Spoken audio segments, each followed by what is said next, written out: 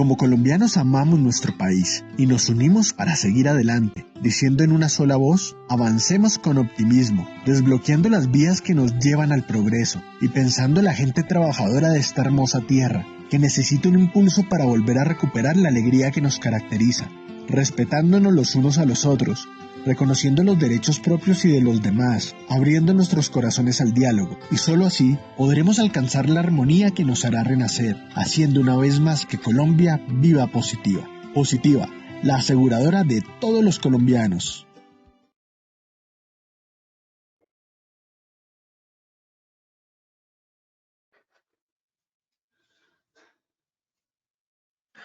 Muy buenos días para todos nuestros asistentes. Reciban un cordial saludo desde Positiva Compañía de Seguros y Positiva Educa. Soy Wilmer Carrasquilla y les doy una muy especial bienvenida a nuestra acción educativa de la Comunidad Nacional de Conocimiento para la Salud y la Seguridad en el Trabajo en Alturas, con la temática titulada Diseño del Programa de Prevención y Protección contra Caídas para el Trabajo en Alturas. Damos la bienvenida a nuestra experta de la comunidad, la ingeniera Erika Lisset Serrano Prada. Ella es ingeniera ambiental, especialista en impacto ambiental de proyectos y especialista en seguridad y salud en el trabajo, con amplia experiencia en el planear, hacer, verificar y actuar en el sector construcción. Docente universitaria con más de 6 años de experiencia en posgrados con publicaciones escritas y digitales para medios impresos y digitales. Ingeniera Erika, muy buenos días y bienvenida.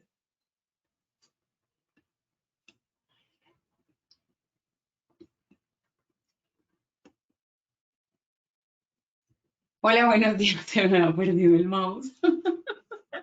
Buenos días para todos. Qué rico encontrarnos hoy viernes, terminando semana y casi terminando mes. Ya este semestre se nos fue súper rápido. Entonces, bienvenidos sean todos a nuestra cuarta estación, hoy en el diseño del programa de prevención y protección contra caídas para trabajo en alturas, esta comunidad que cada día crece más. Ya somos casi 142 asistentes. Entonces, hoy va a ser un tema súper interesante, como, bueno, todas nuestras comunidades, que qué rico que nos acompañen. Ya nos están aquí saludando desde Yopal, María Argüello. Hola, María, qué rico que nos acompañes. Qué bueno estar con ustedes hoy en esta mañana ya soleada aquí en la sabana de Bogotá y pues con el calor y la bienvenida de todos ustedes. Entonces, sin más preámbulo, vámonos con el sondeo a ver cómo nos va a ir el día de hoy. Entonces, bienvenidos sean todos ustedes. Ingeniera, muchísimas gracias. Vamos a realizar entonces nuestro sondeo inicial. Les recordamos a nuestros participantes, como es habitual, realizaremos un sondeo al inicio y otro al final de nuestra acción educativa. El objetivo de este sondeo inicial es saber con qué conocimientos previos llegan nuestros participantes al evento. El objetivo del sondeo final es saber con qué conocimientos se retiran del mismo. Vamos entonces con nuestra primera pregunta. El responsable de firmar el programa de prevención y protección contra caídas para tareas de alto riesgo es A, administrador del programa, B, persona calificada, C, supervisor. Les daremos 15 Para segundos. trabajo en alturas, para trabajo en alturas, mi A corazón. trabajo en alturas, perdón. Tranquilo. Pues, les daremos 15 segundos para que puedan responder nuestra tercera pregunta. Les recuerdo desde su dispositivo móvil o computador, les aparecerán estas 3 opciones de respuesta para que ustedes seleccionen la que consideren es la correcta.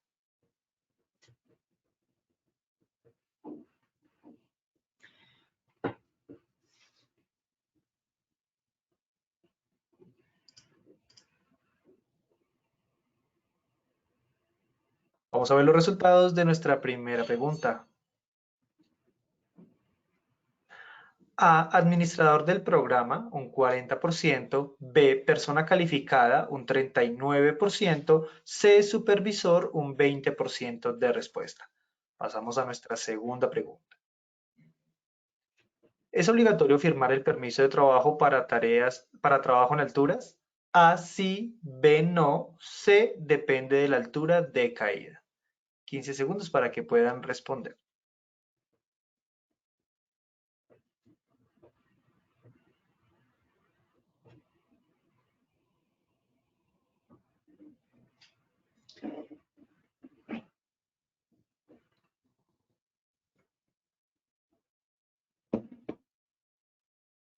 Vamos con los resultados de nuestra segunda pregunta.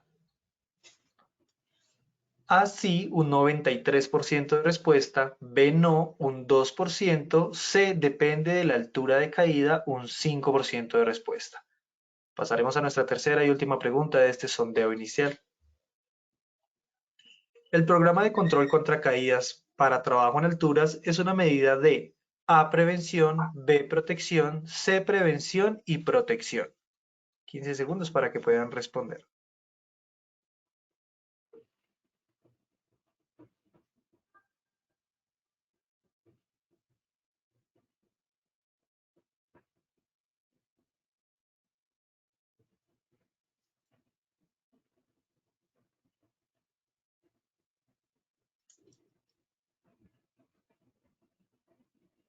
Estos fueron nuestros resultados. A, prevención, un 9%, B, protección, un 0%, C, prevención y protección, un 91% de respuesta. A todos nuestros asistentes, muchas gracias por habernos acompañado en este sondeo inicial. Nos vemos en el sondeo final de nuestra acción educativa. Los dejamos con la ingeniera Erika. Bueno, ese sondeo estuvo súper interesante y hay una cascarita y se cayeron en la cascarita, pero bueno, vamos a resolverlo ahorita. Entonces vamos a saludar. María Argüello desde Yopal, Jaime Alberto nos saluda para todos. Bueno, Jaime Alberto, bienvenido. Julio Ricardo, hola, buenos días, nos acompaña. Qué chévere que los expertos nos rotemos para apoyarnos. Gloria Yamile Carvajal nos saluda desde Puerto Carreño, Bichada. Uy, qué rico sería conocer Bichada. Ojalá que podamos algún día ir hasta esta hermosa tierra. Jorge Garnica, buenos días. Hola Jorge, ¿cómo estás? Jorge ya nos dijo que era ingeniero y que trabajaba como inspector en proyectos. Entonces, Jorge, muy atento que esto te va a servir mucho. Tú estuviste en la conferencia pasada de tareas de alto riesgo, entonces, teniendo en cuenta que trabajo en alturas es una tarea de alto riesgo, tomamos una base de esa conferencia anterior, pero la modificamos para que no sea pues como no sea como tan de que, es la misma conferencia, te vas a sorprender porque es una conferencia muy, muy alimentada con cosas nuevas para que estés súper atento. Entonces, bienvenido, Jorge, nuevamente. ¡Wow! Kelly Joana Gómez, bienvenida. Jaime Alberto está desde Cali. Oye, Jorge Alberto, te cuento que voy para Cali en yo creo que para julio, porque arrancamos una obra ya en Cali, entonces nos vamos para allá. Cristian Villarraga reportándose. Hola, Cristian. Ay, qué chévere verlos nuevamente. Gloria Yamile, bienvenida. Gloria, que también ha sido muy juiciosa con nuestras conferencias. Desde Caloto, Cauca, nos saluda Marisabel Parrado. Marta Lucía Ortiz, hola Marta Lucía, también muy juiciosa en nuestras conferencias. Bueno, ya somos 199 en el día de hoy, entonces bienvenidos sean todos y sin más preámbulo, arranquemos.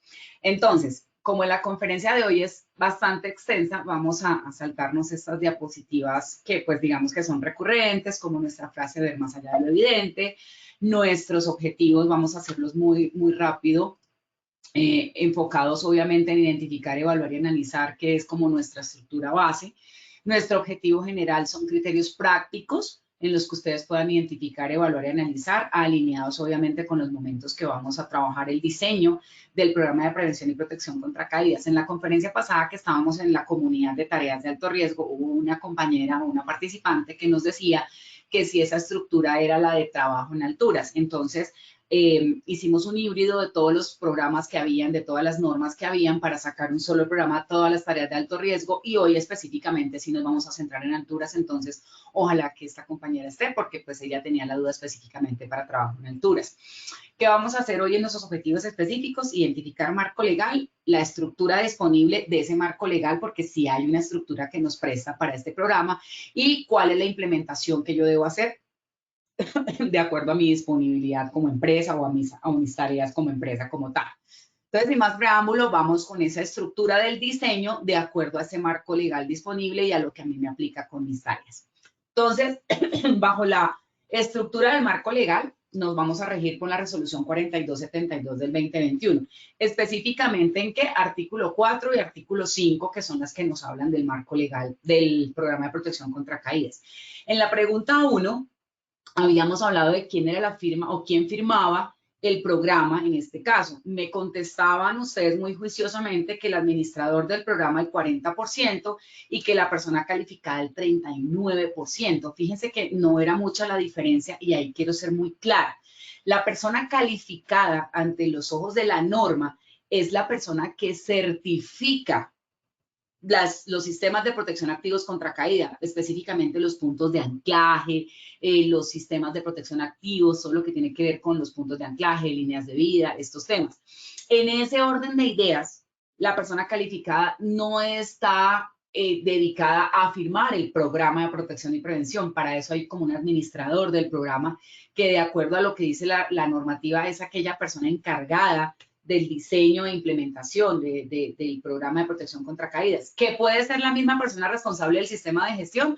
Sí, obviamente, pues porque no se trata de crear cargos nuevos, sino de una persona que tenga el perfil o la competencia para administrar este programa bajo el perfil o los roles y responsabilidades que están definidos en el artículo 6 de la resolución 4272. Entonces, en ese orden de ideas, el responsable de firmar este programa como tal ante la ley es el administrador, el responsable del programa.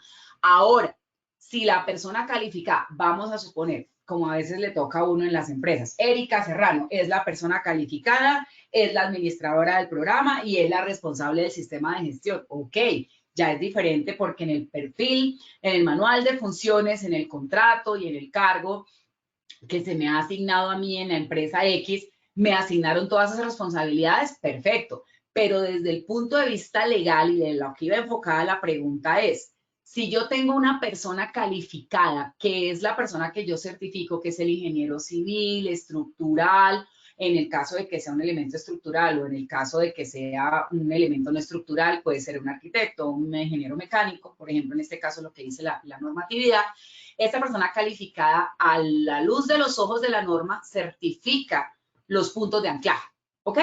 A 3.600 libras, a 3.000 libras, no sé qué, el punto de anclaje, que 1.000 libras, que 5.000 libras, etcétera. Pero para documentar, para firmar el programa como tal, el documento, con todo lo que contiene el documento, que ya lo vamos a ver, es el administrador. Entonces, por favor, para la pregunta 1, vamos a reforzar en el sondeo que la respuesta correcta es A, administrador del programa, ¿ok? Listo, entonces en ese orden de ideas, el programa de protección y prevención contra caídas es un documento que tiene una planeación, una organización, una ejecución y una evaluación para el desarrollo de las actividades de trabajo seguro en alturas. Entonces, desde el marco legal, vamos a hacer un ejercicio. Esta fotografía nos había quedado pendiente si, por ejemplo, Jorge, que estuvo en la conferencia, Marta Lucía, que también estuvo en la conferencia, Cristian, que también estuvo en la conferencia. ¿Recuerdan esta fotografía que no la alcanzamos a ver muy bien por tiempo? Entonces, tenemos una máquina, una retroexcavadora de orugas o pajarita que llamamos nosotros en construcción, que está realizando una actividad en piso, ¿sí? Pero vemos que de ese piso, que es el nivel 0, por decirlo así, el primer piso, debajo hay un sótano, que es donde van a ser los parqueaderos de esta obra como tal. Esta máquina tiene un operador que pues está oculto obviamente por proteger la identidad del operador, pero este operador está sobre la máquina, pero resulta que la máquina tiene que moverse y en la estructura donde se está moviendo hay un vacío, donde hay un riesgo de caída. Pero ahí, ¿quién tiene el riesgo de caída? Vamos a hacer acá nuestro acostumbrado interacción con las personas del chat. ¿Quién tiene el riesgo de caída ahí? ¿La máquina o el trabajador? Aquí Angie nos saluda desde Doncello. Gracias por compartir sus conocimientos. Para mí es un privilegio compartirlos con ustedes. Ingeniera, buen día. Marta Lucía, buenos días desde Caloto ya. José Miguel, cordial saludos desde el EPMSC Armenia. Tradúceme EPMSC porque no sé qué es. Marta Lucía dice los dos. Perfecto. Muy bien, Marta Lucía. O sea, el riesgo de caída ahí, si nosotros hiciéramos una matriz de peligros, en este momento fuéramos a hacer una evaluación de peligros, evaluación de riesgos, yo evaluaría ahí peligro mecánico o peligro de trabajo en alturas. O evaluaría los dos, como lo menciona Marta Lucía. ¿Qué dicen ustedes? Adolfo Gómez, el trabajador es quien puede demandar a la empresa. Ok, digamos que está bien el aporte, pero vamos a enfocarnos en la condición de peligro o riesgo de trabajo en alturas ahí. Freddy Elías nos dice ambos. Linda Juliana, buenos días. Luis Carreño, buen día desde Ecuador. Oye, qué chévere. Mis saludos para Ecuador. No conozco Ecuador, pero espero conocerlo muy pronto. Mi novio es ecuatoriano, entonces espero muy pronto ir a Ecuador. Ok, establecimiento penitenciario y carcelario IMPEC, José Miguel. Ay, José Miguel, te cuento que nosotros hicimos el Instituto Penitenciario en el Bosque Barranquilla, entonces tengo buenas relaciones con el IMPEC. Adriana, buenos días, de altura, los dos. Cristian Villarraga nos dice los dos, manejaría los dos riesgos ya que son dos condiciones. Perfecto. Jaime dice ambos, Janori dice los dos. Gloria dice ambos, buen día a los dos. Matilde, Jorge Garnica, trabajo en alturas, no me queda claro por qué. Buena pregunta, Jorge, gracias. Claro, Jorge, ¿por qué sería trabajo en alturas? Porque fíjate que la máquina tiene una condición de riesgo de caída desde un nivel inferior, de un nivel superior hacia un nivel inferior. Si tú te fijas, Jorge, acá, la máquina está en un vacío y la máquina podría caerse aquí a este sótano que tenemos más o menos 240, 3 metros de altura en caída libre. Claro, la oruga tiene la capacidad, ¿sí? Vamos a verlo en la fotografía y la vamos a ampliar un poco más. Dame un segundo. La vamos a ampliar un poco.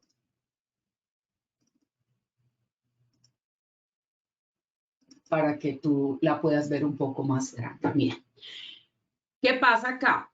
Nosotros vemos que la máquina efectivamente por el mismo diseño que tiene la oruga de pinza, de pinzamiento o de agarre, puede, digamos, como engancharse en el borde de la placa.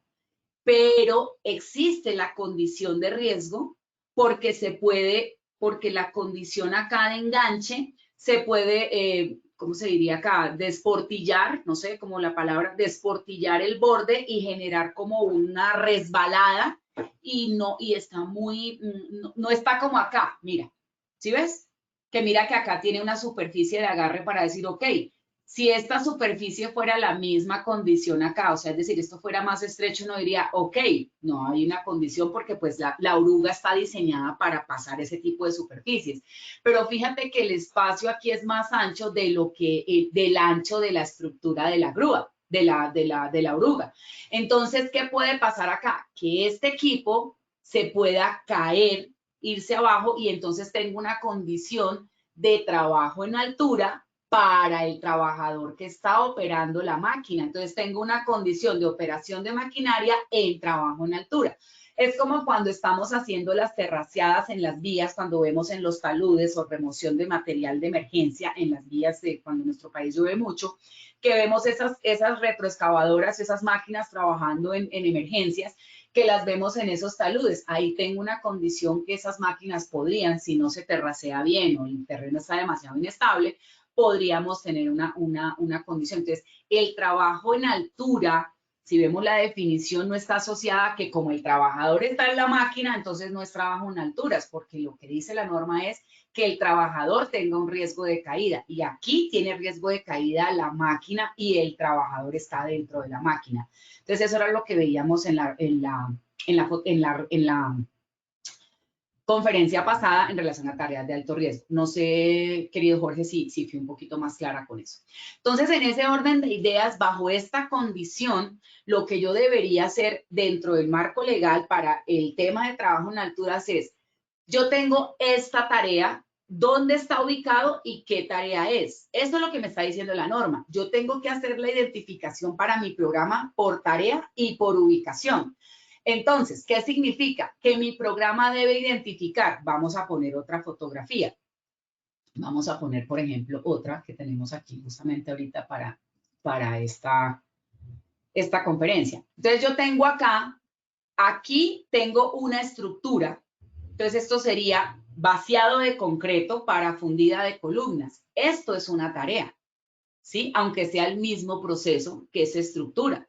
Esto es una tarea. Fíjense que aquí tengo otra tarea que sería armado de hierro para formar la columna. Entonces, es la misma actividad, por decirlo así, ¿sí? Estamos hablando del mismo proceso que es estructura, ¿cierto? Pero tengo dos tareas diferentes, pero es la misma ubicación. Esto es armando y esto ya es fundiendo. Entonces, cuando lo que me dice la norma a mí es, ¿qué ubicación tiene? Columna tal, eje tal, perdón, listo. ¿Qué tarea es? Entonces, armado, ubicación, la misma columna, el mismo eje, pero ya aquí es vaciado. Entonces, ahí cambia la condición, cambia el riesgo. Si miramos nuevamente las fotografías, vemos que aquí tengo una condición y tengo un mecanismo de anclaje, tengo una maniobra y un movimiento y desplazamiento diferente al que tengo en esta condición de tarea.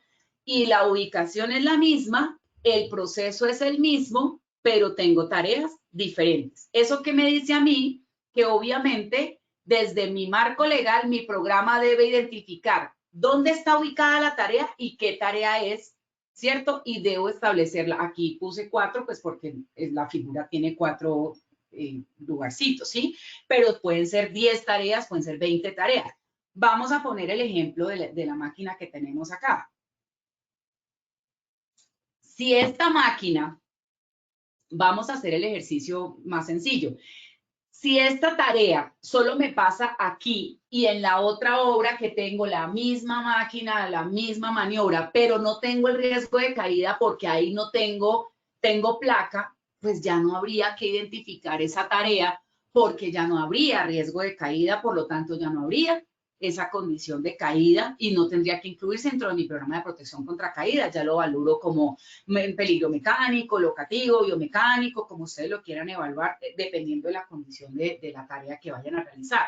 Aquí se da es por la condición que tiene esta máquina de tener un riesgo de caída, volcamiento, que se vaya de frente o que al patinar la máquina, por decirlo así, el trabajador pueda en una maniobra por de pronto inexperiencia del trabajador. Vamos a poner el ejemplo. Nosotros en construcción contratamos a un contratista, entonces yo soy la empresa grande, la que me gané la licitación, yo soy la empresa contratista grande, y yo contrato un contratista para que haga la estructura, la excavación y todo el rollo. Este contratista contrata a un subcontratista que es el que le alquila la máquina, porque así funciona construcción, no todos tienen como todo el servicio completo. Entonces, mi contratista de estructura contrata a un proveedor que es el que le maneja la maquinaria, que es el que excava y bota los escombros. Fíjense que hay una tercerización ahí. Vamos a hacerlo como me gusta a mí con monachitos. Entonces, contratista grande, entonces Erika Serrano, vamos a colocarlo con nombres, contrata a Jorge Garnica, que es el contratista de estructura, y Jorge Garnica contrata a Cristian Villarraga, que es el contratista de maquinaria. Resulta que, ¿qué se le pide al contratista de maquinaria? Mándeme los papeles de la maquinaria y que el trabajador tenga un certificado de operador. Listo, entonces un certificado del SENA o de la empresa donde le dé la competencia. Muchas veces esta documentación, digamos que puede ser idoneidad, puede ser la empresa a la que certifique que el señor lleva 20 años trabajando, en fin. Pero donde no se hace ese control porque son empresas pequeñas, porque no lo saben o porque subcontratan a una persona y no saben quién es quién, por la razón que ustedes quieran, no sabemos si ese operador tiene la experiencia, la experticia, la competencia para maniobrar ese equipo. Y en el momento en que el equipo, como diríamos los conductores o como dirían los operadores, le patee, le brinque, le cabrille, bueno, los términos coloquiales que utilizan ellos en sus día a día, pues el conductor, ¿qué puede hacer? Se asusta, se bota, cae al hueco, se asusta, hace una mala maniobra, se voltea el equipo y se cae con todo y equipo, ¿cierto? O hace que el equipo se vaya de frente, se pare, pasen 1000 cosas que uno no puede prever porque ese riesgo nunca se analiza. Es como lo que diría el ingeniero Julio Ricardo, el riesgo oculto. ¿cierto? Uno que se imagina ahí, que la máquina que se golpee, que se caiga, que el locativo, que el biomecánico, que la vibración, pero nunca se imagina el peligro oculto, que es ese potencial que uno no está viendo, ¿verdad? Por eso la frase inicial, ver más allá de lo evidente. Entonces, en ese orden de ideas, hay que identificar la ubicación y la tarea, ¿ok? Un ejercicio simple en trabajo en alturas. No es lo mismo trabajar en Bogotá, en alturas, con toda la dotación y todo, que hacerlo, no sé, en un horno en Barranca Bermeja, en la refinería, o en una mina en Guajira, por ejemplo. Las condiciones del clima y las condiciones de sudoración, deshidratación, pueden llegar a afectar incluso la misma tarea o el mismo desempeño del trabajador. Por eso se tiene en cuenta la ubicación, ¿ok? Entonces espero, Jorge, haber sido un poco, creo que me extendí un poco, pero creo que haya sido un poco más clara. Jorge me dice, pero eso hace parte de una operación inadecuada de la máquina. ¿Cómo podríamos entrar al trabajador? Claro, Jorge, ahí tú lo acabas de decir. Es lo mismo del video que veíamos del señor de la volqueta amarrando los cables de la luz. Lo que yo tengo que hacer es eliminar el peligro. No debería la máquina operar así. Perfecto. Ahí es donde nosotros tenemos que ver más allá de lo evidente. Si nos ponemos a establecer controles, pues lo que estamos haciendo es aprobar algo que no debería hacerse. Perfecto, Jorge. Ahí es donde queremos llegar. Yo me pongo a botar globos aquí, no, pues entonces que yo lo amarro al trabajador de la máquina. Pues cuando se caiga la máquina, se cae con todo el trabajador. Perfecto, me encanta. Eso es lo que queremos, que ustedes busquen esas soluciones que a veces son más obvias de lo que creemos, pero nos ponemos a ser tan técnicos a veces, no, y que el anclaje, y que la línea de vida, y que el punto de anclaje, y llamen a la persona calificada para que me certifique y voy a poner unas varillas y unas líneas de vida. No, la solución ahí es eliminar ese peligro, porque él no debería estar haciendo esa actividad. Perfecto, muy bien. Pues yo no me voy a poner a enredarme aquí a incluir eso dentro de mi ubicación y tarea ni dentro de mi programa de protección contra caídas porque no debería estar haciendo eso. Entonces, ¿cuál es mi control? Eliminación. Elimino el peligro. ¿Qué hago yo? Pongo plataforma completa, ¿cierto? Para eliminar el peligro, cubro vacíos y ya manejo como mecánico, manejo como locativo, como lo que quieran, pero elimino. Ahí es donde, y que esa era una discusión que teníamos con Julio Ricardo, que si está ahí, espero que me dé la razón hoy, es lo que yo decía, si ya hago la eliminación, porque el peligro es el que se elimina, que el peligro ahí es caída, es trabajo en alturas como tal, el riesgo es caída, perdón, si ya elimino el peligro, ¿para qué establezco más controles si ya no está el peligro que es trabajo en alturas? Muy bien, eso me gusta, que lo tengamos súper claro. ¿Para qué me pongo a echar globos? Y entonces, ¿qué hago? Y que el curso, y que el certificado, y que yo no sé qué. Si a la larga eso es lo que no se debería hacer. Muy bien. Entonces, en ese orden, por acá decía César Andrés, el vaciado, el anclaje, el arnés no debería ir por encima del trabajador. Muy bien, César. Ya vamos a mirar ese punto específico. Vamos por partes, como dijo alguien de una película. ¿Ok? Entonces, ya tenemos claro cómo lo debemos hacer. ¿Listo? Ahora, vamos a lo que nos dice el artículo 4 y 5 del programa de prevención y protección contra caídas. Entonces, resulta que a mí me surge la idea, si yo me voy a la norma me pide, de hecho la tenemos acá, vamos a abrirla para que ustedes lo vean de la misma norma, que no me quiso abrir, acá está. Entonces acá el artículo 4 y 5 de la norma, no me coge este mouse. Va a tocar hacer una aquí y comprarme un mouse porque no sé por qué no me está funcionando esto. O sea, sí me funciona, pero como que no me coge acá la... Ya. Es como que se me va el Bluetooth. Entonces, mira lo que dice el contenido del artículo 5. Debe tener unos objetivos, un alcance, que eso es lo que vamos a ver. A mí se me ocurre una idea interesante. ¿Por qué no lo armamos por bloques para que sea más fácil digerirlo? Porque es que, ¿qué hacemos siempre? Copiamos y pegamos la norma y ya tengo mi programa. No, porque es que cuando copiamos y pegamos la norma, entonces no nos queda claro porque de dónde sale esto y para dónde sale y para dónde voy con este tema, ¿cierto? Entonces, se me ocurre que es mi propuesta, la norma no lo dice así, la norma tiene todo esto, lo de aquí abajo, pero a mí se me ocurrió armarles esta, digamos, como capítulos, por decirlo así, del programa. Entonces, vamos a armar el programa en 4 capítulos. ¿Listo? Es mi sugerencia. Si no, ustedes lo pueden hacer tal cual como lo dice la norma. Ponen 1, 2, 3, 4, 5, 6, no hay problema, ¿sí? Yo lo digo es para que sea un poco más, nos obligue un poco más a desglosar y a entender el porqué de la estructura del programa. Entonces, armamos un capítulo que se llame Generalidades, donde vamos a tener los objetivos, el alcance, el marco legal y conceptual. También colocamos ahí los roles y responsabilidades y cuáles serían los requisitos y capacitación del programa, digamos. Luego viene otro capítulo que se llamaría como la estructura del programa, que es como esa base, ¿cierto? La identificación de peligros y la evaluación de riesgos, que era lo que yo les decía ahorita. Si yo encuentro el señor en la máquina y todo ese tema, pues yo no puedo decir, ay, no, yo no vi eso porque es que eso no debe pasar. No, ya lo vi, ya tomé la foto, está el hallazgo, pues entonces, ¿qué hago? Evalúo, identifico, eliminación y eso no puede volver a pasar, pero lo incluyo porque lo encontré, ¿ok? Lo que tengo que hacer es dejarlo escrito y eliminarlo en el control. Obviamente, dentro de la estructura también tengo que validar el inventario de actividades y sus tareas rutinarias o no rutinarias, que era la estructura que les decía ahorita. ¿Qué tareas tengo y cuál es su ubicación? ¿Cierto? Porque es muy importante hacerlo por tareas, porque así nos lo pide nuestra estructura de matriz de peligros y riesgos que está definida en la GTC 45. Y tenemos ya una base, no nos vamos a poner a inventar lo que ya está inventado. ¿Ok? Listo, tenemos ahora unos resultados. ¿Cuáles son los resultados de ese ejercicio? De todo esto que ya tenemos, pues cuáles son mis procedimientos de trabajo y de emergencia. ¿Cuáles son mis medidas de prevención y protección de acuerdo a la jerarquía de controles del 1072?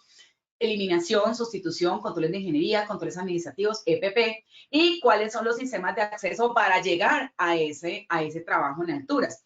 ¿Por qué lo pongo como resultado? Porque es que los procedimientos y las medidas salen de esos inventarios, de esas tareas y esa identificación de peligro. Ya lo vamos a ver en el ejercicio de las fotos que les acabo de mostrar para que nos quede un poco más claro. Erika, pero ¿por qué procedimiento? ¿Por qué no hacemos un procedimiento para el trabajo en alturas y ya? Carambas, porque es que si yo hago un procedimiento general para trabajo en alturas, se me van a escapar todas esas tareas individuales que yo hago, como las fotografías que les acabo de mostrar, de que no es lo mismo cuando estoy armando la estructura a cuando estoy vaciando el concreto, a cuando estoy desencofrando. Son tareas diferentes, las condiciones de riesgo son diferentes, los riesgos son diferentes, por lo tanto los controles deben ser diferentes. Entonces el procedimiento tiene que ser, ahora, no, usted quiere armar un procedimiento por proceso, ok, pero entonces los controles deben ser por las tareas dentro de ese procedimiento, como usted decida, ¿sí? ¿Qué es mi sugerencia? Entre más detalle usted establezca, pues más objetivo va a ser el control, más reactivo vamos a hacer en la prevención, porque es que uno realmente se da cuenta de las embarradas que uno tiene cuando está con el señor allá colgado o cuando está con la investigación del accidente. Miren, de mi experiencia, uno aprende, y lo digo con mucho respeto, uno aprende es cuando tiene el muerto, tiene la demanda, tiene el accidente, tiene la ARL encima, o tiene el abogado, o tiene la familia, o tiene el trabajador demandándolo a uno. Porque ahí es donde uno empieza a buscar, el trabajador me está demandando porque yo no le di capacitación. Nos ha pasado, yo tengo clientes donde Erika, nos demandó un trabajador porque a él lo pusimos a trabajar después del accidente y él dice que a él nunca se le retroalimentó las medidas de las recomendaciones médicas. Busquemos. Sí, mire, a él se le mandó un correo con las recomendaciones médicas. Sí, pero es que él dice que a él nunca se le dio capacitación posterior a lo del accidente de trabajo.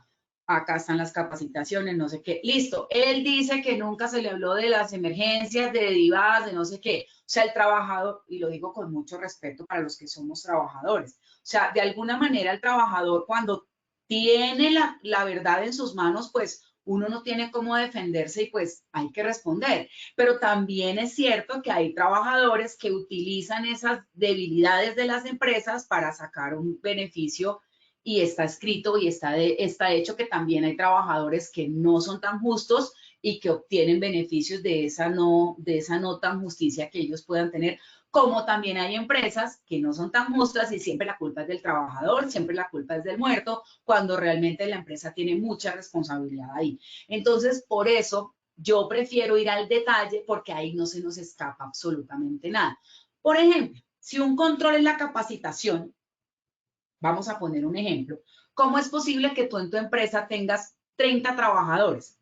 Porque en la capacitación de emergencias para trabajo en alturas, en este caso, aparecen 10 personas firmando? No, es que el director no estaba, que estaba en un comité, que es que fulano de tal no vino a trabajar ese día. ¿Puede pasar? Claro, pero asegúrese que las 30 personas asistan. Así le toque repetir la capacitación o grábela y se la vuelve a repetir. O simple y sencillamente, pues una de las obligaciones que dice la norma es que el trabajador está obligado a participar de las actividades de capacitación que haga la empresa. Si un trabajador no asiste, hay que llamarlo a descargos. ¿Por qué? Porque es una obligación asistir. No, que era que yo estaba en comité. Ah, bueno, listo. Entonces, por favor, se programa para mañana, que mañana le repetimos la capacitación. Pero tienen que firmar esas 30, porque seguro de los 30, los 29 que asistieron, el número 30 que no asistió es el que lo puede demandar diciendo que a él no le dieron capacitación y es el que se le va a accidentar, porque nos ha pasado. Uno va a mirar, ese fue el que no firmó. A veces es premeditado, a veces es coincidencia, pero como diría el maestro Owe de Kung Fu Panda, las casualidades no existen, los accidentes, las casualidades no se dan, los accidentes pasan por algo. Entonces, no esperemos a que tengamos un accidente, una demanda para darnos cuenta en qué estamos fallando. Por eso es importante hacernos ¿qué? La medición.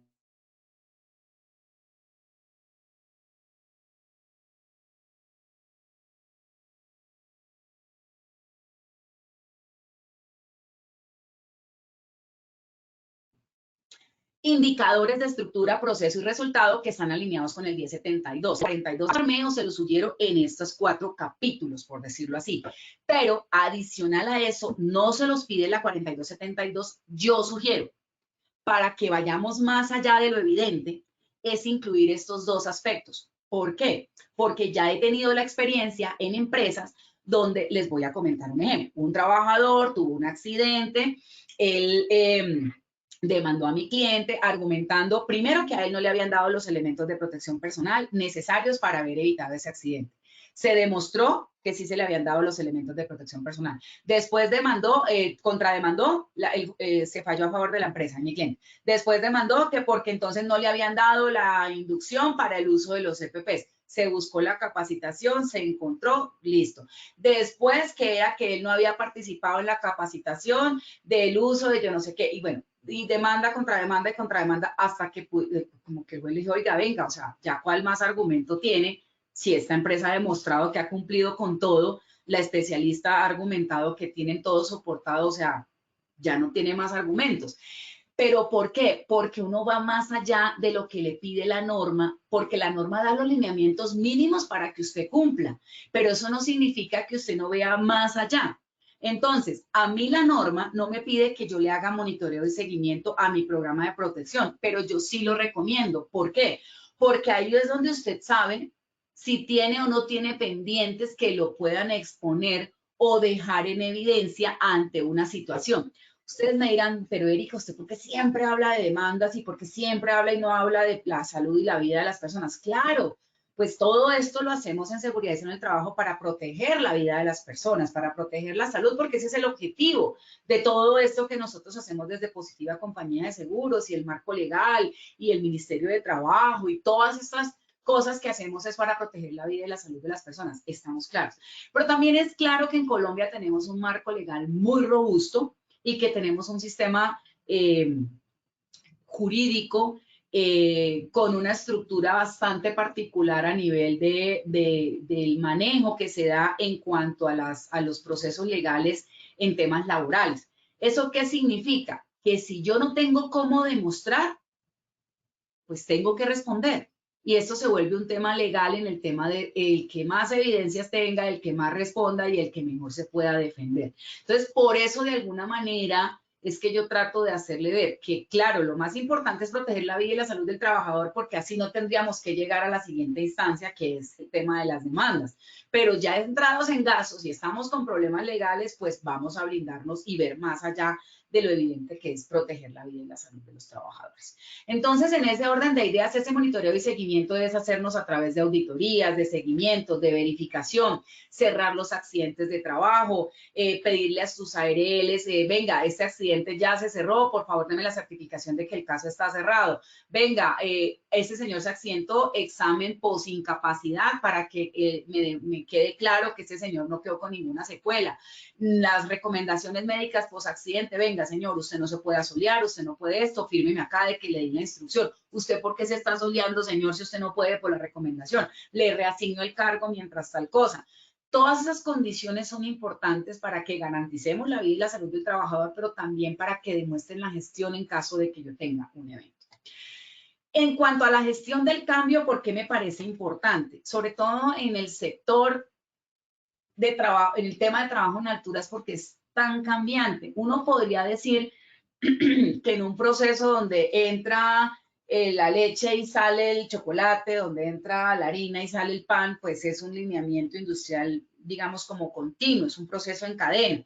Uno decía, no hay mucha variación como tal, aunque lo hay, pero es que en el sector de trabajo en alturas, en construcción, en minería, en todo lo que puede estar asociado al trabajo en alturas, el solo hecho de que haya cambio de clima ya es una condición que nos cambia el riesgo. El solo hecho de que haya un cambio en la dirección y velocidad del viento, que nos cambie la rosa de vientos, ya nos afecta el trabajo en alturas.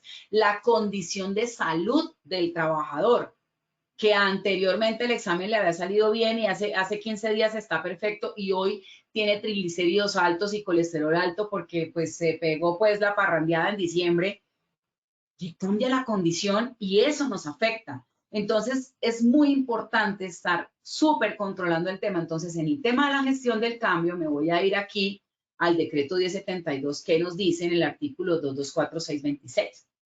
Dice, el empleador o contratante debe implementar y mantener un procedimiento para evaluar el impacto sobre la seguridad en el trabajo que pueden generar los cambios internos, que pueden ser introducción de nuevos procesos, cambio en los métodos de trabajo, cambio en las instalaciones, entre otros, o los cambios externos, cambio en la legislación, evolución del conocimiento en seguridad en el trabajo. Para ello debe realizar la identificación de peligros y la evaluación de riesgos que puedan derivarse de estos cambios y debe adoptar las medidas de prevención y control antes de su implementación con el apoyo del COPAS y de la misma manera actualizar su plan de trabajo anual en seguridad en el trabajo. Entonces, fíjense algo interesante.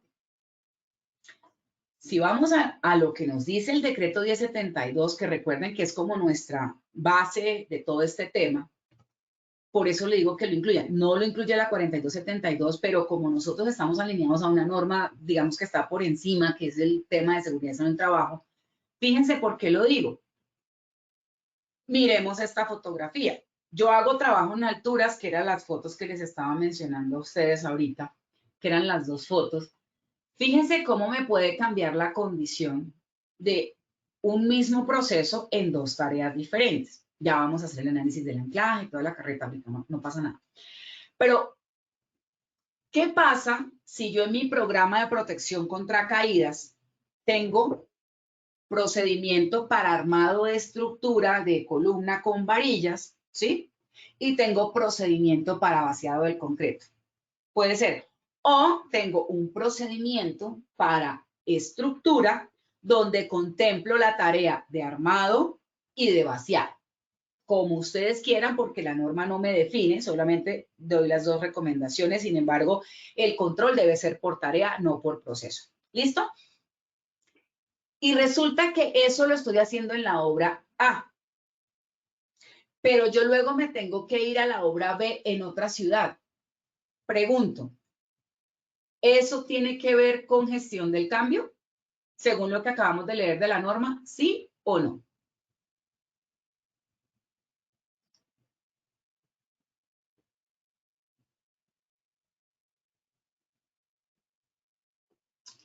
Gloria nos dice que sí.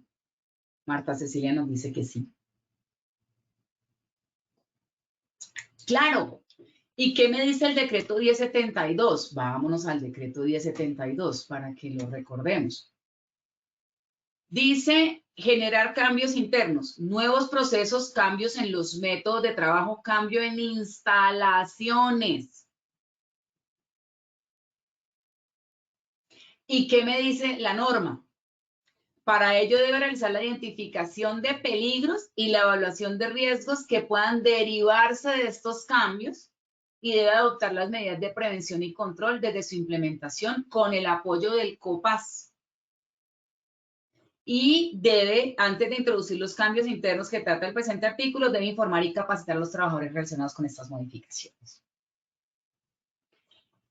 Ahora, recuerdan que la nueva resolución me dice a mí que si yo, en el caso de los trabajadores, que el curso de alturas, que debe ser por la empresa, no sé qué, entonces que si yo cambio de empresa, entonces ahora me tiene que dar el curso de la nueva empresa, etcétera.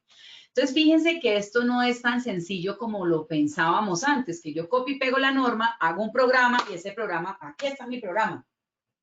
Yo, si fuera interventoría o si yo fuera la persona que le va a revisar a usted, yo le diría, ok, está muy bien su programa, pero ¿dónde está el programa con la gestión del cambio o adaptado para este proyecto específico? ¿Qué significaría?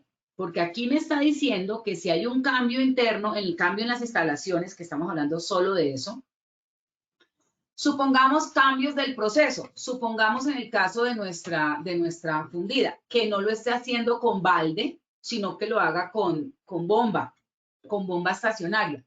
Hay un cambio en el proceso. ¿Eso qué significaría?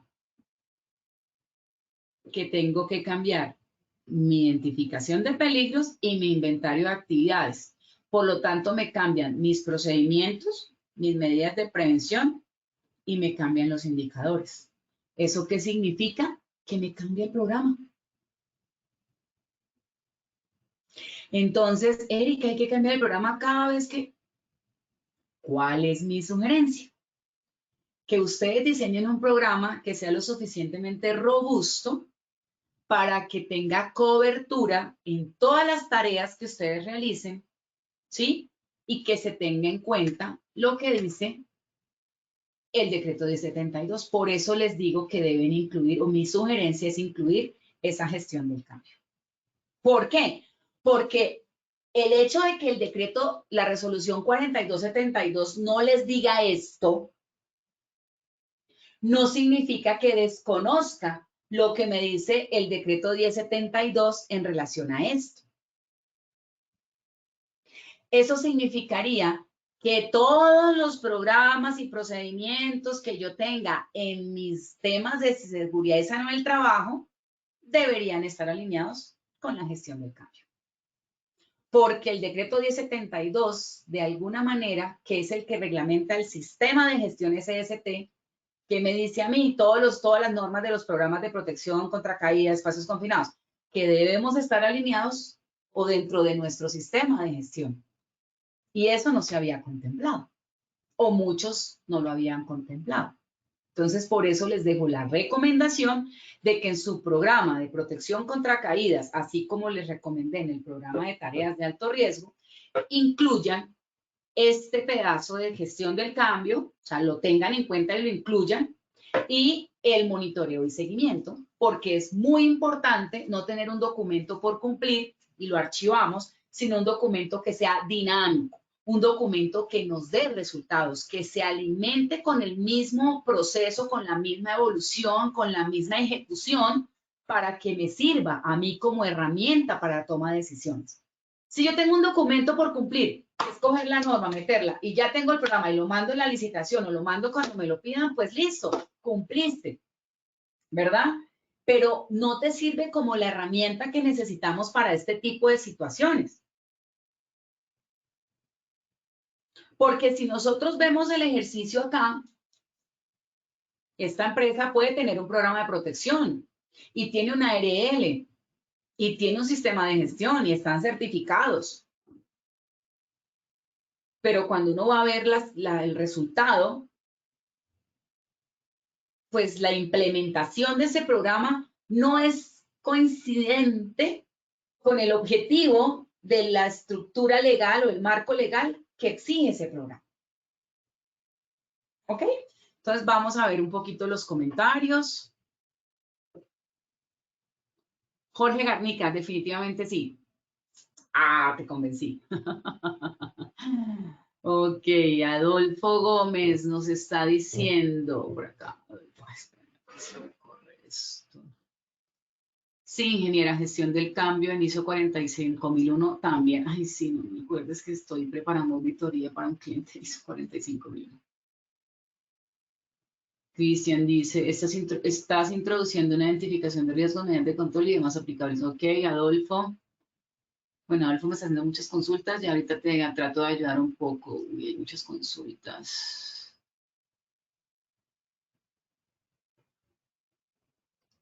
Luz del Carmen. Buenos días, ingeniera. Tengo una pregunta. ¿La gestión del campo se colocaría al final del documento? Ok, lo puedes colocar al final del documento, ¿sí? No hay problema, pero si vamos a mirar la estructura que les estoy recomendando, ¿sí? Lo podríamos colocar aquí donde dice generalidades, estructuras, resultados, medición, y aquí en donde dice, podríamos colocar un capítulo adicional que se llame gestión del cambio y otro que se llame monitoreo y seguimiento. Digamos que así podríamos generar no 4 capítulos, sino 6 capítulos. ¿Listo? Porque esta gestión del cambio, a ver, otra opción que ustedes podrían generar es aquí en la estructura, podrían identificar todos los cambios de acuerdo al artículo 224626 que les acabo de mencionar de la 1072. Ustedes podrían ahí hacer la identificación de peligros y riesgos, inventario de actividades y tareas rutinarias y todo, y ahí colocar, digamos, como en la matriz de peligros, me estoy inventando peligros, riesgos, tareas, me estoy inventando rutinarias, no rutinarias, y poder colocar, por ejemplo, cuáles son las derivadas de la gestión del cambio. ¿Sí? Podrían hacerlo ahí. Y en el inventario de actividades, entonces actividades, estructura, bache, no sé qué, dentro de las ciudades que ustedes trabajan, me estoy inventando Bogotá. Fuera de la ciudad de Bogotá, entonces FRUN, ahí colocan eso como gestión del cambio. Lo pueden hacer aquí en la estructura o pueden hacer un capítulo que se llame gestión del cambio, como a ustedes les quede más fácil. Lo importante es que lo contemplen, ¿ok? Listo, entonces vamos a mirar acá la pregunta número 2, que hablábamos de la obligatoriedad del permiso. Efectivamente, el 93% contestó que sí era obligatorio, y sí es obligatorio, lo dice el artículo 15 de la resolución 4272. Entonces, si yo miro estas fotografías y digo, voy a firmar un permiso de trabajo seguro en alturas, y el artículo 15 tiene unos lineamientos que me dice qué debe contener el permiso de trabajo en alturas, y uno de los lineamientos es cumple el punto de anclaje, cumple yo no sé qué. Entonces la pregunta que me hacía ahorita uno de ustedes, ingeniera, el punto de anclaje aquí en el bache, que es esta foto un poquito más, más clara, más específica, el punto de anclaje no debería estar por encima, claro, debería estar por encima porque si no ahí aumenta requerimiento de claridad. Si nosotros vemos, hagamos aquí un cálculo sencillito. Hacemos nuestra calculadora. ¿Cuánto puede medir ese trabajador? Vamos a decir que puede medir 1.70 más. ¿Cuánto tiene esta eslinga de longitud? Es una eslinga de 1.20 más. ¿Cuánto tiene, cuál es el factor de seguridad que tenemos nosotros o con el que se calcula más o menos que es esta distancia de aquí a aquí, que es 0.60? Eso nos da 3.5 metros. ¿Y cuánto hay de aquí a acá? ¿Cuánta longitud tienen estos parales? Por lo general estos parales son de 2 metros, estos elementos estructurales son de 2 metros más o menos, ¿sí? Entonces podríamos decir que este trabajador, y eso que me estamos contando con la activación del absorbedor de energía, que son más o menos 1.07.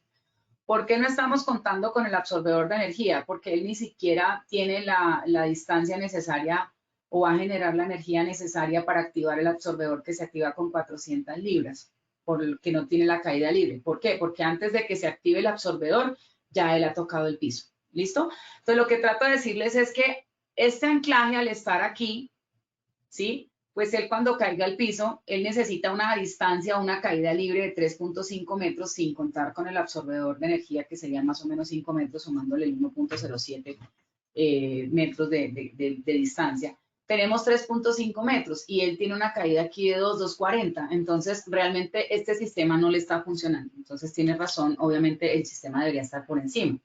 Pero, ¿qué pasa? Es aquí donde vamos nosotros con el programa de protección contra caídas. Yo le digo al trabajador que se tiene que conectar y yo como especialista o inspector SISOMA o residente HCE, como lo quieran llamar, tengo que conectar al trabajador para que la interventoría no me pare la obra. Entonces, aquí el tema es amárrese, de dónde no importa, pero tiene que estar conectado. Y así yo firmo el permiso y estoy cumpliendo porque está conectado. ¿Dónde está el ver más allá de lo evidente? Es una conexión que no está cumpliendo. ¿Ok? Entonces, ¿para qué se aprueba el permiso de trabajo en alturas? No se puede dar el permiso de trabajo en alturas porque la conexión es ineficiente, el sistema no funciona. Adicional a eso, ¿de dónde se está conectando? De las latas del sistema, ¿sí? De cobertura, el camisón, de donde se está fundiendo. Es un elemento no estructural, no resiste, no tiene la resistencia que me pide la norma para poder usarlo como punto de anclaje. Adicional a eso, ¿cierto? No tiene la certificación de la persona calificada y todo lo que implica la norma en cuanto al tema de sistemas de conexión, que eso lo vamos a ver en una estación más adelante, que es todo lo que tiene que ver con el diseño de puntos de anclaje, que espero no se lo pierdan. Entonces, en ese orden de ideas, esta condición del permiso de trabajo en alturas y todo lo que estamos analizando acá debe ser contemplado en el programa de prevención y protección contra caídas, ¿sí?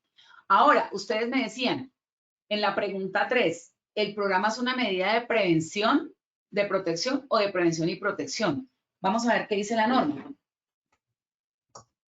Siempre es interesante hacer lo que dice la norma. Si yo me voy a la resolución 4272, dice, vamos a las definiciones. Programa de prevención y protección contra caídas. Es la planeación, organización, ejecución y evaluación de las actividades científicas como necesarias para implementar los sistemas de forma integral para prevenir la ocurrencia de accidentes y enfermedades laborales por trabajo en alturas y, llegado al caso, las medidas de protección implementadas para detener la caída una vez ocurra y mitigar sus consecuencias. Resulta que uno puede confundirse porque es que el programa es un documento. ¿Eso qué significa? Que es un control administrativo. El programa no es una medida de protección. El programa es una medida de prevención. Por eso cuando contestó el 91%, ahí estaba la cascarita. Porque es que el programa es un control administrativo, es un documento. Uno no coge el documento para ponerlo debajo de las piernas para no caerse, ¿sí? El documento es una medida de prevención que contiene dentro del documento medidas de prevención y protección, sí, pero el documento como tal es un control administrativo. Es un documento que previene, porque es un documento que contiene, todo es documentación, texto. Cuando yo hablo de una medida de protección, es la que me protege al trabajador en el momento de la caída, una línea de vida, una red de seguridad, una baranda, algo que me genere que el trabajador no caiga.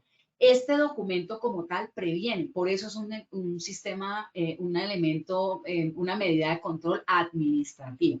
Entonces ahí estaba la cascarita. Tengan en cuenta que el programa es una medida de prevención, no de protección, que contiene medidas de prevención y protección, sí, pero el documento como tal es un control administrativo, por lo tanto es una medida de prevención. ¿Listo? Entonces sigamos acá con en los 3 minuticos que nos quedan. Vamos a analizar acá cuál sería, vamos a analizar esta tarea en esta ubicación. Entonces empecemos a interactuar. Si yo tengo esta tarea, que es vaciado de concreto, donde lo utilizo con un balde, utilizando la grúa, con ese armado, así como está, esa tarea, ¿cómo hago yo para establecer? Pues me voy a lo que estábamos mirando atrás. No vamos a mirar las generalidades, no vamos a mirar las estructuras, no vamos a mirar esto, nada. Vamos a mirar acá cuál sería la medida de prevención y protección pero ya miramos que las medidas de prevención, que el curso de alturas, que el examen, que el programa, etc. Quiero que ustedes me digan en este caso cómo vamos a cumplir para yo poder firmar el permiso de trabajo en alturas. ¿Cómo lo conecto? ¿Cómo hago? ¿Cuál es la solución ahí? Ahí, ya, usted está parado ahí y tiene que parar esa actividad porque el peligro es no aceptable porque no está cumpliendo. ¿Qué hago? A ver, los dedos.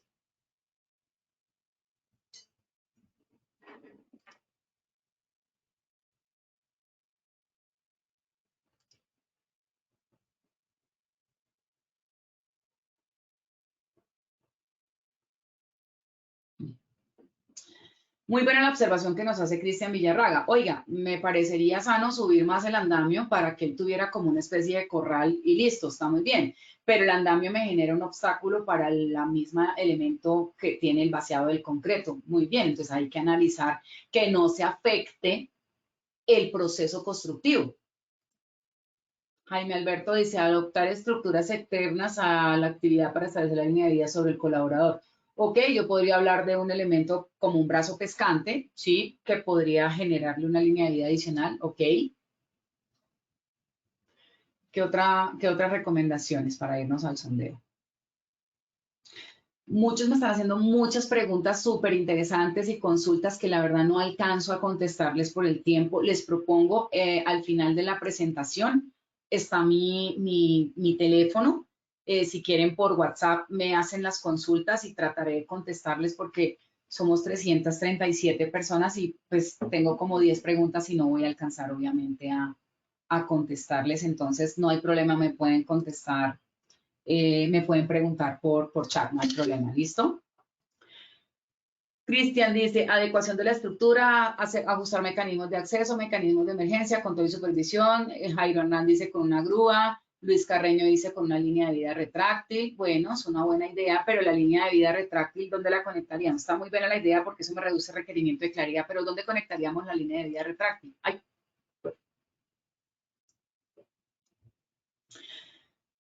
Entonces, para no irnos tan lejos porque ya se me acabó el tiempo, lo que trato de mostrarles con estas, ay, este mouse definitivamente, necesito una Baki mouse.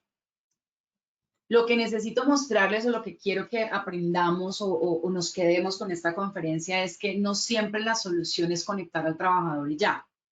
La solución tiene que ir más allá, tiene que haber un diseño, a veces práctico, a veces no tanto, a veces hay que meterle cálculo y todo, pero el hecho de que esté conectado no es imprimir que esté cumpliendo. Y todo eso debe ir dentro del programa, ¿sí? Esas condiciones, ¿cómo hago cuando estoy fundiendo, que no tengo elemento estructural? ¿Cómo hago cuando estoy armando, que no tengo elemento estructural, pero tengo el andamio, que puedo armarlo el andamio? Pero, por ejemplo, miren acá, el trabajador está armado del andamio y la respuesta que me dio el ingeniero civil me dijo, no, pero mira que lo hicimos así como tú nos dijiste, que el andamio y que fuera para adentro. Perfecto, muy bien, pero el andamio no está armado con todas las diagonales y con todos los elementos estructurales para que el andamio genere un elemento estructural. Lo armaron, pero dejaron el andamio solamente como un cajón. No están los elementos estructurales del andamio, por lo tanto el anclaje así no cumple o el sistema no cumple. Fíjense que podemos tener la solución, pero como no está completa porque me faltan parales, entonces no cumple. Entonces volvemos al mismo punto.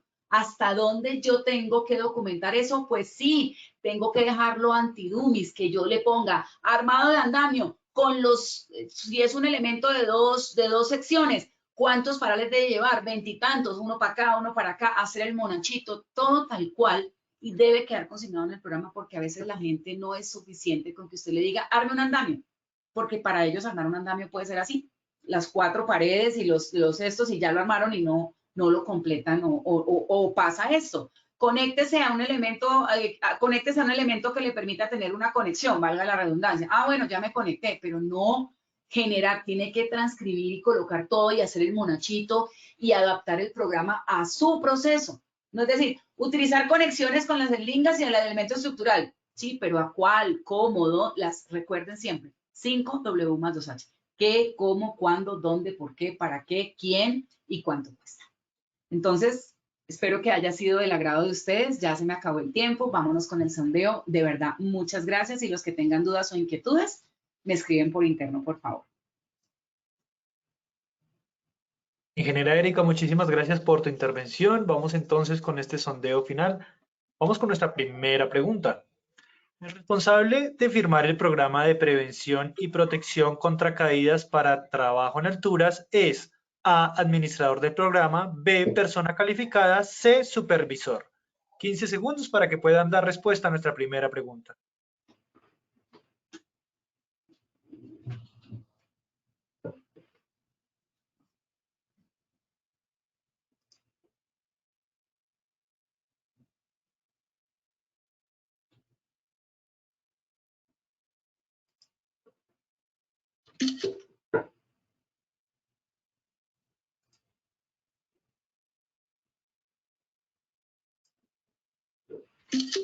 Muchas gracias a todos por sus respuestas. Vamos a ver los resultados de esta primera pregunta.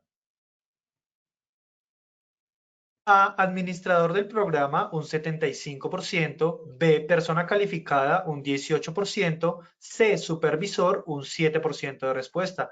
Ingeniera, cuéntanos qué tal nos fue nuestra primera pregunta. Bueno, subimos el porcentaje de acuerdo a lo que está establecido desde el marco legal, es el administrador del programa, entonces ese 75% estuvo un poquito más pendiente del refuerzo que hicimos, el resto pues bueno, seguiremos ahí reforzando para que la próxima tengamos un poco más claro. Respuesta correcta, A. Muchas gracias, ingeniera. Vamos con nuestra segunda pregunta. ¿Es obligatorio firmar el permiso de trabajo para trabajo en alturas? A, sí, B, no, C, depende de la altura de caída. 15 segundos para que puedan responder nuestra segunda pregunta.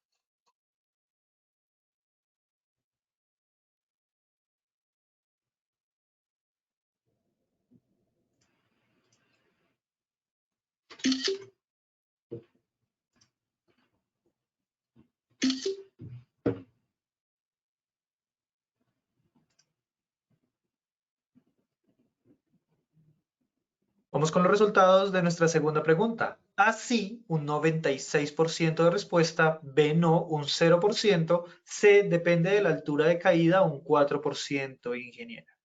Bueno, quiero aclararles algo. Si es trabajo en alturas, es obligatorio porque así lo dice el artículo 15 y así lo dice la norma. Y la altura de caída para hacer trabajo en alturas es después de 2 metros. Entonces, si estamos después de 2 metros, es obligatorio, independientemente que la altura de caída sea 2,20, 50 metros, 10 metros. Entonces, sí es obligatorio. La respuesta correcta es A, sí. Ingeniera, gracias por la retroalimentación. Vamos con nuestra tercera y última pregunta de la acción educativa de hoy. El programa de control contra caídas para trabajo en alturas es una medida de A, prevención, B, protección, C, prevención y protección. 15 segundos para responder nuestra última pregunta. Recuerden que es escorchadora, así que si pusieron cuidado, no se van a dejar corchar. Wilmer me dijo que los corcharon, entonces, no mentiras. Wilmer es todo juicioso. Me dice que les ayude, que los refuerce, que les vuelva a explicar, que a todos les vaya bien en el sombrero.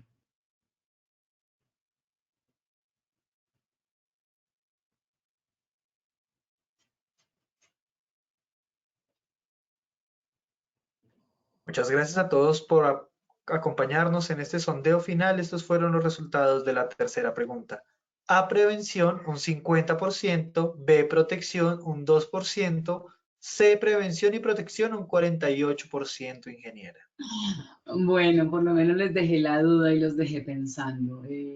Gracias por los que, digamos que tienen como la tendencia a confiar un poco en mí y en los que todavía tienen la duda y dicen, yo no me voy a convencer, bueno, también chévere porque pues eso abre el debate. Recuerden que el programa de protección y prevención contra caídas, aunque diga prevención y protección, es una medida de prevención porque es un control administrativo que contiene medidas de prevención y protección para poder establecer los controles necesarios para cumplir con la parte legal, es diferente, pero definitivamente la respuesta correcta es A, es una medida de prevención.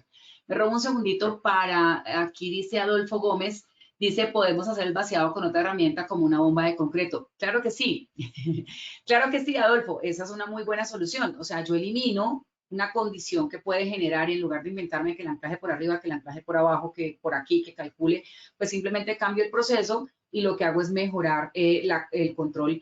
Lo que pasa es que eso depende muchas veces del presupuesto y del proceso constructivo, pero es una muy buena recomendación. Gracias, Adolfo, por tu recomendación. Y por aquí me están diciendo que soy una profe cascarera, pero no es cascarera, es para ponernos a pensar.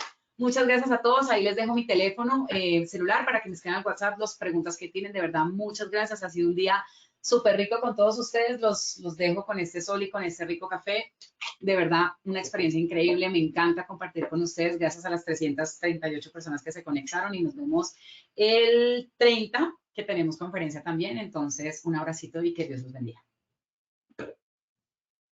Ingeniera, muchísimas gracias a ti por habernos acompañado en esta acción educativa de tu comunidad. Te deseamos un excelente día, un excelente fin de semana y claro que sí, nos veremos entonces en el próximo evento. De igual forma, agradecemos a nuestros asistentes por su participación constante y acompañamiento en la acción educativa de hoy. Los invitamos como siempre a que conozcan nuestro Centro Virtual de Enseñanza y Aprendizaje Posipedia, www.posipedia.com.co, donde encontrarán todas nuestras comunidades de conocimiento y mucha más información para que sigan conectados con nuestro Plan Nacional Multimodal de Educación. Recuerden que el certificado de este evento web se generará para todos nuestros afiliados de 1 a 8 días hábiles después de terminada la acción educativa y podrán acceder a él por medio de nuestro portal Posipedia en la sección Edúcate. De igual forma, en www.posipediatalleresweb.com podrán acceder a nuestro cronograma de acciones educativas. Agradecemos diligenciar la encuesta de satisfacción que les aparecerá al finalizar el evento web. Los dejamos con el siguiente audio coaching. Que tengan un muy buen día.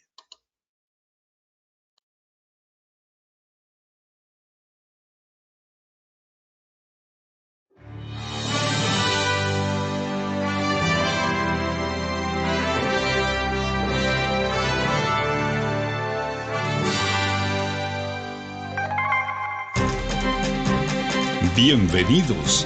A partir de ahora dispongan cada uno de sus sentidos para vivir y disfrutar las experiencias sonoras de Positiva Educa.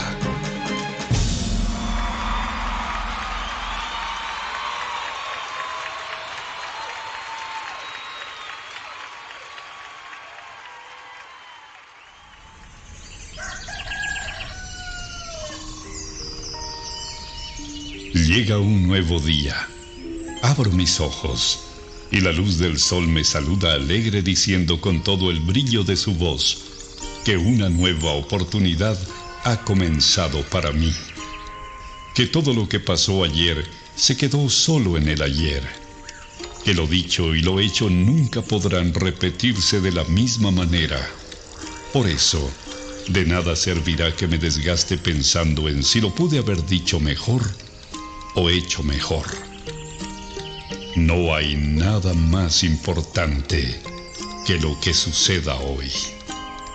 Por eso, veo y veré cada día como el maravilloso regalo en el que la vida me entrega las llaves para abrir la puerta principal de una nueva opción, un nuevo intento, y debo afrontarlo con toda la esperanza puesta en todo lo que soy capaz de hacer, celebrando siempre el estar vivo y poder hacer parte de una familia llamada sociedad y de una casa llamada mundo. Todo lo que me sucede tiene un para qué, y ese será el detonante que hará que mi corazón explote de júbilo en cada momento de la vida, sin quejarme por nada de aquello que no salió o salga como yo espero. Y sabiendo de cada una de mis cualidades, dones y potencial como persona, me conjugaré en una sola fuerza para entregar la mejor versión de mí en lo que hago, haciéndolo de la mejor manera, porque no hay trabajo más productivo que el que se hace con alegría. Pensando en ello, mi primera herramienta será mi fuerza de voluntad, sabiendo que ella es el cimiento que hará que levante inmensos sueños. Porque si el trabajo me otorga pan y sustento para mi cuerpo, también es medicina para mi alma. Cuando escogí lleno de ilusión el trabajo que quería hacer y a lo que quería dedicarme en mi vida, también decidí hacer lo que más me gusta. Así comprendí que solo haciendo el trabajo que me gusta, celebraré la dicha de estar ocupado. Creo en mí y sé que soy capaz de alcanzar lo inalcanzable, siempre y cuando la firmeza de mis pasos me cuide de no pisotear a los demás. En ello tengo puesto cada uno de mis sentidos. Por eso mi compromiso será ser y dar lo mejor, aun sabiendo que ese triunfo se complementa acatando todas las normas y reglamentos de mi lugar de trabajo, además de practicar copiosamente el autocuidado, la responsabilidad laboral, que son la esencia para mi buen desempeño y mi seguridad.